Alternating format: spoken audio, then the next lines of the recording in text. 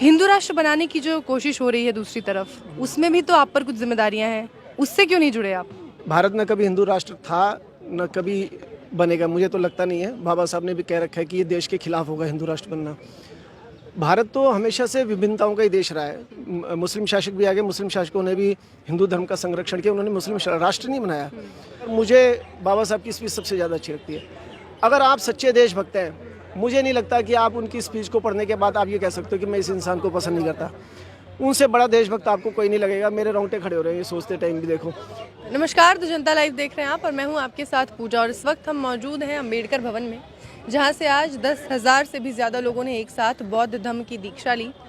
और ये अपने आप में बहुत बड़ी बात है कि इतने सारे लोग एक साथ बौद्ध धर्म की ओर वापसी कर रहे हैं। ऐसे में एक सवाल जो लोगों के मन में आता है कि ये जितने भी तमाम लोग हैं, ये वो हैं जो हिंदू धर्म से त्रस्त हैं, हिंदू धर्म में उनकी अनदेखी होती है, उनके साथ भेदभाव होता है, इस वजह से वो बौद्ध धर्म की ओर वापसी कर रहे हैं, बौद्ध धर्म को अपना रहे हैं। लेकिन ऐसा सोचने वाले लोगों के लिए एक अलग से हमारे पास उदाहरण भी है। कुछ ऐसे लोग भी हैं जो अपनी मर्जी से बौद्ध धर्म को समझकर, उसकी वैज्ञानिकता, तार्किकता के आधार पर, उसे कसौटी पर परख कर उसके बाद बौद्ध धर्म से जुड़ते हैं।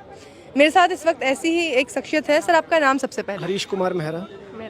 तो सर, जैसा कि मैंने कहा कि लोगों के मन में एक नॉर्मल क्राइटेरिया होता है कि जो लोग बौद्ध धर्म से जुड़ रहे हैं, ये वो लोग हैं जो पिछड़ी जातियों से हैं, जिनके साथ भेदभाव होता है, जिनको प्रताड़ित किया जाता है, और उस वजह से वो जाति व्यवस्था से बाहर निकलने के लिए बौद्ध धर्म से जुड़ जाते हैं। लेकिन आप पर ऐसी कोई पाबंदी नहीं थी, उसके बाद भी आप बौद्ध धर्म से जुड़े। इसके पीछे क्या कारण था? इसके पीछे एक ही कारण है कि जो हिंदू धर्म है, बेसिकली मैंने आज पोस्ट भी डाली थी फेसबुक पे भी, कि जो अंधविश्वास पर आधारित है, जो पाखंड पर आधारित है, जो गैर बराबरी की बात करता है, जो शोषण की बात करता है, तो ऐसे धर्म में मैं नहीं बने रहना चाहता। तो इसलिए मैं ऐसे धर्म को छोड़ना चाहता हूँ जो मेरे पूर्वजों का धर्म है। बल्कि इतिहासकार तो ये भी कहते हैं कि हमारे पूर्वजों ने ही बौद्ध मंदिर तोड़े, क्योंकि मैं जिस कम्युनिटी से आता हूँ वो बेसिकली राजपूत, उनके पूर्वज हूण माने जाते हैं। तो हिस्टोरियंस का मानना है कि जो मिहिर कुल था, जो हूण राजा था, उसने सारे बौद्ध मंदिर वगैरह तोड़े थे। तो मुझे लगता है मैं अब उसी चीज़ को सही करने की कोशिश कर रहा हूँ आज। आपके परिवार वालों को, आपके जानने वालों को जब ये पता चला कि आप बौद्ध धर्म की दीक्षा लेने जा रहे हैं, तो उनका क्या रिएक्शन था? अभी तो मैंने तो फेसबुक पे डाला, अभी तो कोई रिएक्शन आया नहीं है। मैं तो काफ़ी टाइम से फेसबुक पे भी, देखो, मन से और आचरण से तो मैं बौद्ध धर्म पहले ही स्वीकार कर चुका हूँ।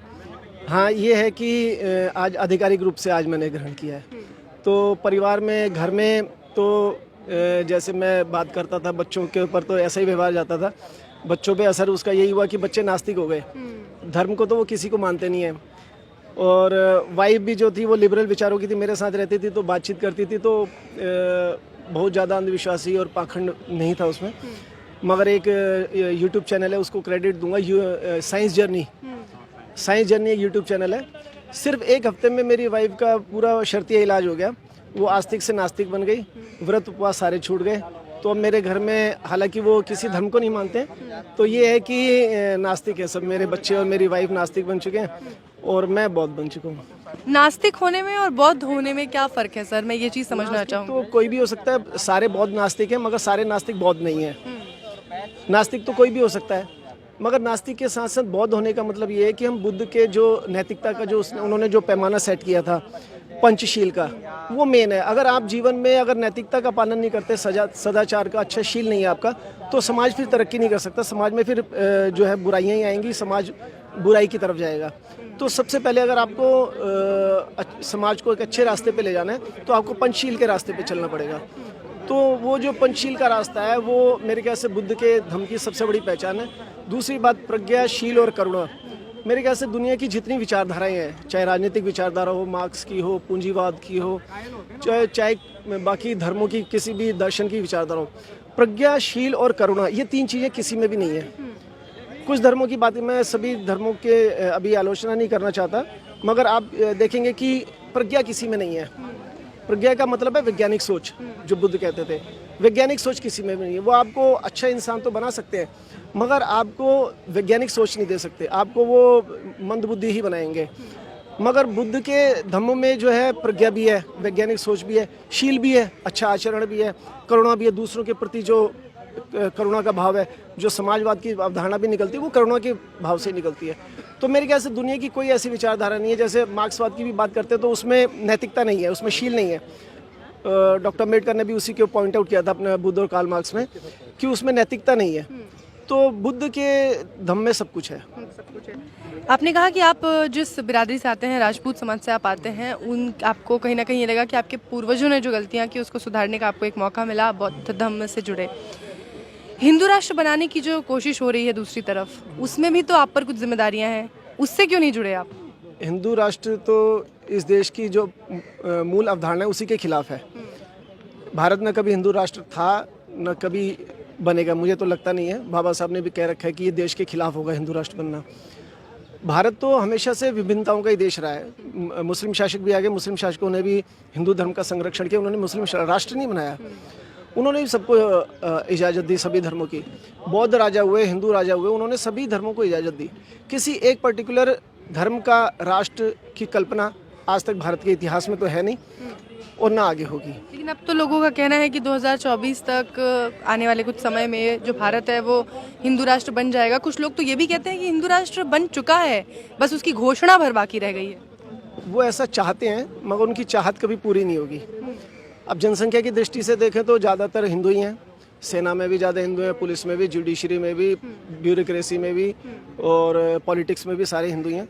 मगर हिंदू राष्ट्र का मतलब है कि हिंदू धर्म के अनुसार शासन चले। वो संविधान के रहते तो संभव है नहीं, और ये संविधान का ये कुछ बिगाड़ नहीं सकते। जब तक संविधान रहेगा ये धर्मनिरपेक्ष देश ही रहेगा। हिंदू राष्ट्र, मुस्लिम राष्ट्र, कोई भी किसी भी धर्म का राष्ट्र नहीं बनेगा, ना बनेगा। अगर हिंदू राष्ट्र की संकल्पना की हम बात करें और वो पूरा होता है तो उसमें दलितों की जो स्थिति है, जो आज हम देखते हैं कि अगर मूर्ति को छू देते हैं तो उनकी जान ले ली जाती है, मंदिर में प्रवेश करते हैं तो मारा जाता है, पानी का घड़ा तक छूने पर आज भी उन्हें मारा पीटा जाता है, तो ऐसे में उनकी स्थिति क्या होगी? उनकी स्थिति और दयनीय हो जाएगी, क्योंकि फिर तो वो मनुस्मृति लागू होगी। हिंदू धर्म तो मनुस्मृति पे चलता है। मुस्लिमों के जो शासन था उसमें भी मनुस्मृति के हिसाब से शासन चलता था, उन्होंने भी कोई इंटरफेरेंस नहीं की उसमें। तो उसमें दलितों की स्थिति वही थी, गले में हांडी और पीठ में झाड़ू। तो अब वो उस टाइप का नहीं होगा, मगर वो बदले हुए स्वरूप में होगा। जैसे अभी भी है, मटकी को हाथ लगाओ तो मार दे रहे हैं। और नीचता की हद, वो मैंने पिछले इंटरव्यू में बताया था कि इतने नीच लोग हैं ये लोग कि उसके बाद उसका जश्न भी मनाते हैं, उसको डिफेंड भी करते हैं। ये मतलब इतनी बड़ी नीचता, तो ये होने वाला नहीं है। इस देश की बहुसंख्यक जो आबादी है वो इसको होने नहीं देगी। मेरे ख्याल से दलित समाज ही नहीं होगा, बहुसंख्यक तो छोड़ दो, दलित समाज ही इसको जो है लागू नहीं होने देगा मनुस्मृति को इस देश में। और आज यहाँ से तमाम जो लोग जिन्होंने बौद्ध धर्म की दीक्षा ली वो तो बौद्ध धर्म से वापस जुड़ गए, लेकिन वो लोग जो अभी भी ये सारी प्रताड़ना सह रहे हैं लेकिन बौद्ध धर्म से खुद को जोड़ नहीं पा रहे हैं, हिंदू धर्म में लगे हुए हैं, व्रत में, पूजा पाठ में, आदि चीज़ों में लगे हुए हैं, उनको क्या मैसेज देना चाहेंगे? तो एक ही मैसेज दूंगा कि जितने देवी देवता हैं 33 करोड़, उनके रहते हुए इनको दलितों को मुक्ति नहीं मिली। इनको मुक्ति कब मिली? जब बाबा साहब ने मुक्ति दिलाई। तो ये बाबा साहब की दी हुई नौकरी, बाबा साहब का दिए हुए पैसा, बाबा साहब का दिया हुआ ये जो भी घर है इनके पास, ये सब कुछ बाबा साहब का दिया हुआ। जो बिजनेस भी कर रहे हैं, दुकान चला रहे हैं, सब बाबा साहब की वजह से। तो अगर ये बाबा साहब की बात को ना मानकर बौद्ध धर्म को नहीं अपनाते और उसी धर्म में बने रहते हैं तो ये नमक हरामी है। क्योंकि ये जो नमक खा रहे हैं बाबा साहब का नमक है। और बाबा साहब ने इनको कहा था कि आप बौद्ध धर्म अपनाओ, आप इस गुलामी से बाहर निकलो। जो उन्होंने अपना 1936 में भाषण भी दिया था महासभा में, उन्होंने कहा था कि उन्होंने अपने भाषण में कहा था कि जैसे भारत के लिए स्वराज जरूरी है वैसे ही दलितों के लिए धर्म परिवर्तन जरूरी है।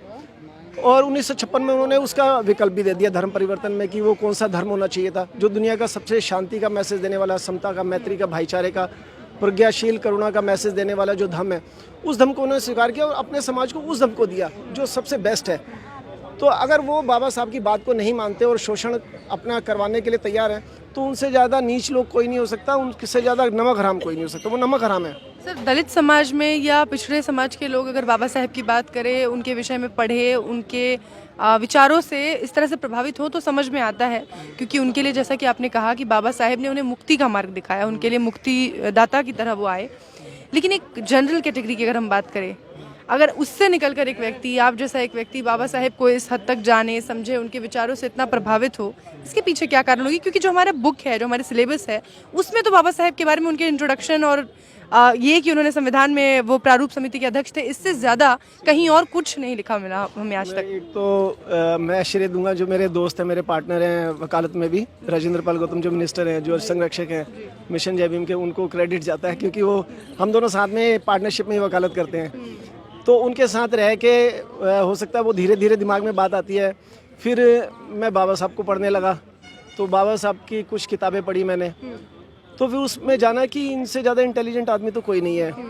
और उन्होंने उस बीमारी का इलाज भी ढूंढा जो एनिहिलेशन ऑफ कास्ट है। मेरे ख्याल से भारत के समाज के ऊपर बनी हुई, भारत के समाज को समझाने के लिए समाजशास्त्र की दृष्टि से इतनी बढ़िया किताब अभी तक नहीं बनी। आनंद तेन तुमड़े जो उनके रिलेशन में आते हैं, 14 अप्रैल को अरेस्ट किया था मोदी ने उन्हें, उन्होंने अपनी किताब में भी लिखा है कि जैसे विश्व में कम्युनिस्ट पार्टी के घोषणा पत्र का जो महत्व है दुनिया में, वही भारत में एनिहिलेशन ऑफ कास्ट का है। तो एनिहिलेशन ऑफ कास्ट पढ़ के समझ में आ जाता है कि वो पूरी बीमारी का उन्होंने इलाज ढूंढा और इतने शानदार तरीके से उसकी व्याख्या की है। वो हर इंसान के बस की बात नहीं है। तो उसको समझ के भी अगर हम आंखें बंद कर लें और सिर्फ ये देखें कि जो मेरी कास्ट का है वो अपराधी भी है तो अच्छा है, यही ट्रेंड चल रहा है। मेरी कास्ट का अगर अच्छा इंसान है तो अच्छा ही है और अपराधी भी है तो भी अच्छा ही है, तो मुझे उसे डिफेंड करना है। जब तक ये लोगों के अंदर ये भावना जब तक रहेगी ना, तो समाज सुधर नहीं सकता। हमें एक्सेप्ट करना पड़ेगा कि वो उनसे श्रेष्ठ, भारत में, आधुनिक भारत में उनसे श्रेष्ठ इंसान, समाज सुधारक, महापुरुष, राजनेता मेरे विचार में तो हुआ नहीं। और अगर आप दूसरी कास्ट के, आप सोचें कि ये तो दलित है, घृणा इसी वजह से करते हैं। वो अंदर से जानते हैं कि वो महान है, मगर घृणा इसी वजह से करते हैं कि शेड्यूल कास्ट है। अगर वही ब्राह्मण या कोई ठाकुर होते तो उनकी तो मूर्तियाँ मंदिरों में लगा देते ये, और हम लगाते हैं। तो हम, मतलब अब तो मैं इस कम्युनिटी में आ गया हूँ, अडॉप्ट कर लिया मुझे बहुजन समाज ने। तो हम लगाते हैं तो हमें कहते हैं ये तो मूर्तियाँ लगाते हैं। अब तुम नहीं लगाते अपने लोगों की मूर्तियाँ। बाबा साहब की मूर्ति लगाने से इनको इतनी चिढ़ है। मतलब अरे आप जो है, आप ये देखो कि वो कितने महान इंसान हैं, पढ़ो उनके बारे में। मैं आपको एक उदाहरण दूंगा।